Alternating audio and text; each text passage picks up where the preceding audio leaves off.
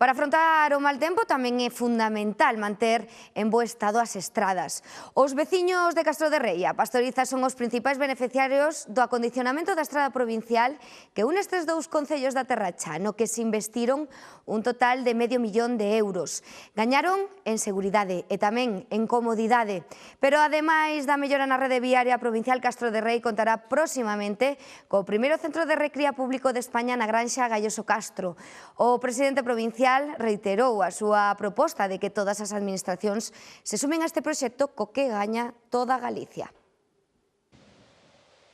Este treito de 3 kilómetros era o último que quedaba por acondicionar da vía de 10 que une Castro de Rei con Pastoriza. Esta tiña moitísimos baches, non? Esta foi bachada varias veces, non? Pero todo o que se facía non solucionaba o problema, porque por aquí pasa moito camión, sobre todo camións de leite, non? Con carga, camións con silo, non? E tratores con silo, e todo estaba en moi mal estado, non? Agora os coches circulan con total seguridade. Agora se pode circular tranquilamente, non tens problema de pinchar un coche nun bache deso, joder, unha roda ou por aí. Máis seguridade e andase mellor. Xa se ve que a carretera está bastante mellor que estaba e foi un bon traballo, a mañala. O acondicionamento desta estrada beneficia directamente os máis de 10.000 veciños da zona. Con esta obra xa se mellorou preto do 80% da rede viaria provincial en Castro de Rei. Pero, ademais, neste municipio da Terra Cha, a Deputación está a facer realidade un dos seus proxectos de maior envergadura. Hai que recoñecer que a Deputación Provincial está a cumplir co Concello de Castro de Rei na parte que atinxe a rede viaria de titularidade provincial.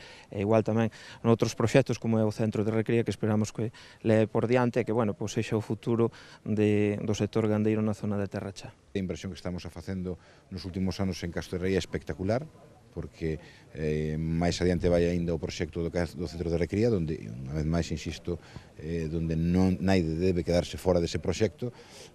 Prontamente xa vamos a rematar esa primeira fase, e a esa primeira fase continuarán outras fases hasta que nos cheguen ao objetivo último e final, que é poñer en marcha canto antes ese centro de recría. O presidente provincial tamén visitou o local social da Asociación Xuntanza, da que forman parte unhas 300 mulleres. A Deputación colabora con este colectivo para impulsar as numerosas actividades que organiza. Dentro desta liña, acondicionou o exterior do local ubicado en Ponte de Outeiro e dotouno de calefacción. Aprender con diversión. Ese é o obxectivo das xornadas divulgativas que o Inludes, dentro do programa europeo Partner TIC, leva aos concellos do rural para fomentar o uso das novas tecnoloxías a través de monólogos.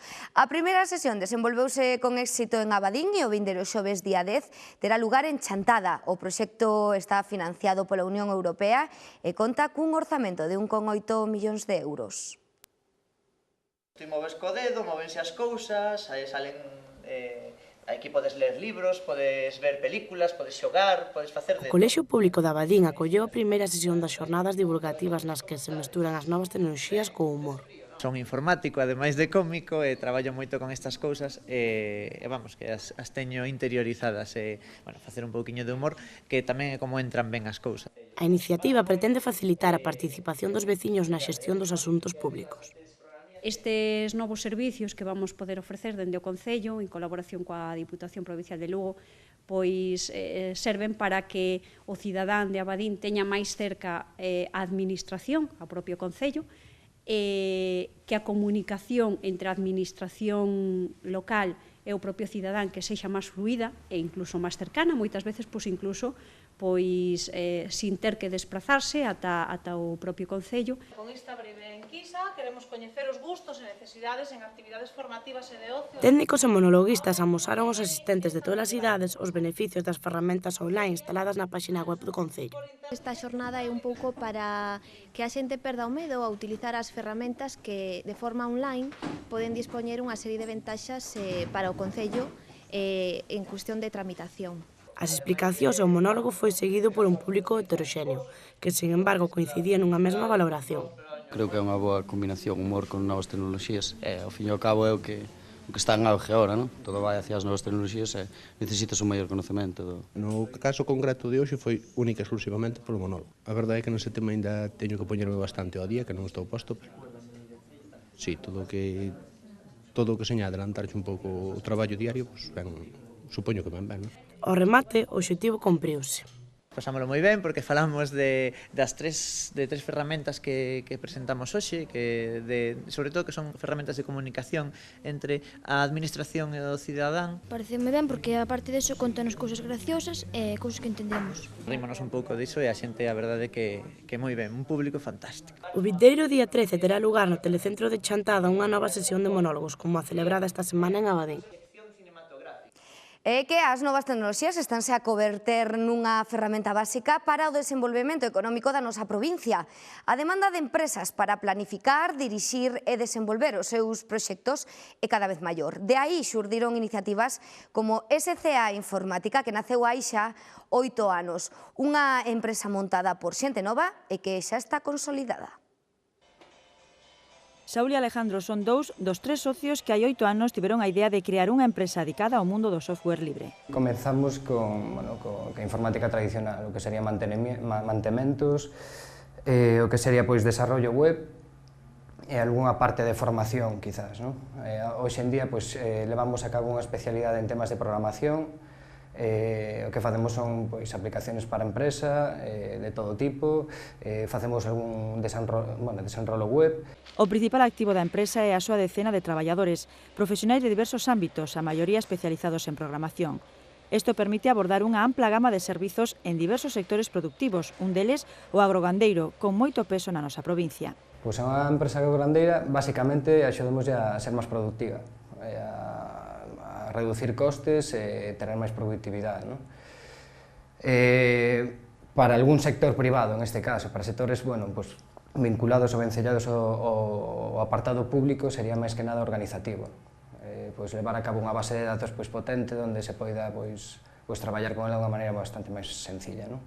SCA Informática é un bo exemplo de como as novas tecnoloxías teñen cada vez unha maior presencia no noso tecido empresarial. Se vendo que cada vez hai máis oferta de empresas, co cal, evidentemente, hai unha demanda, e Lugo, especialmente Lugo, que é unha provincia, digamos, atrasada tecnolóxicamente, está poñendo esas pilas para estar aí paralelamente a comunidades un pouquiño máis avanzadas. Esta posta ao día contribúe a que a crise non afecte demasiado neste tipo de empresas. De haber unha demanda máis ou menos proporcional a anos anteriores, pero digamos que os traballos son menores.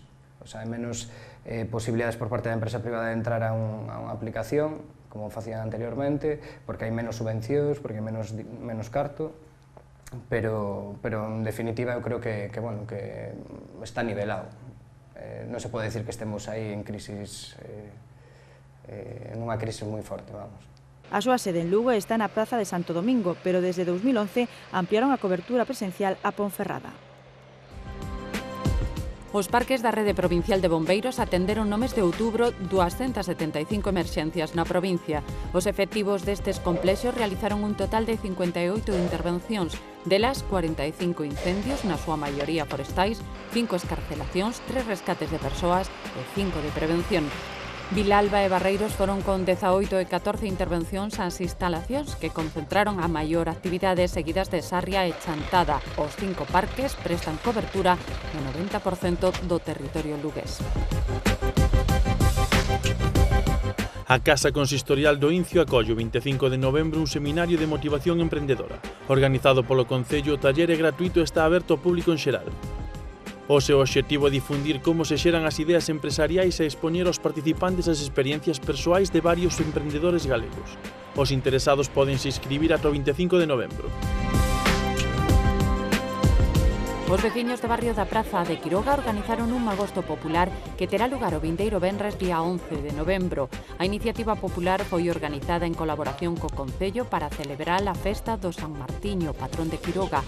O magosto, que terá lugar na Praza Maior desta localidade, están convidados todos os veciños da comarca. O Concello da Fonsagrada e a Asociación de Criadores de Porco Celtas, Porcel, ultiman os preparativos da terceira edición da Festa do Porco Celta, que terá lugar o sábado día 12 de novembro. Na Praza do Museo haberá unha exposición de exemplares desta raza autóctona cedidas por Asprocel e unha mostra de produtos cárnicos. Como en edicións anteriores, os restaurantes da localidade ofrecerán menús elaborados con carne de porco celta. Ata o 30 de novembro estará aberto o prazo para presentarse o 17º certame literario Manuel Oreste, que convoca o Concello de Paradela. Establecense 2 únicos premios de 600 euros cada anseu para as modalidades de narrativa e poesía. As obras, que deben ser orixinais, inéditas e non premiadas en ningún outro concurso, poden remitirse á Casa Consistorial ou por correo electrónico á dirección do Concello.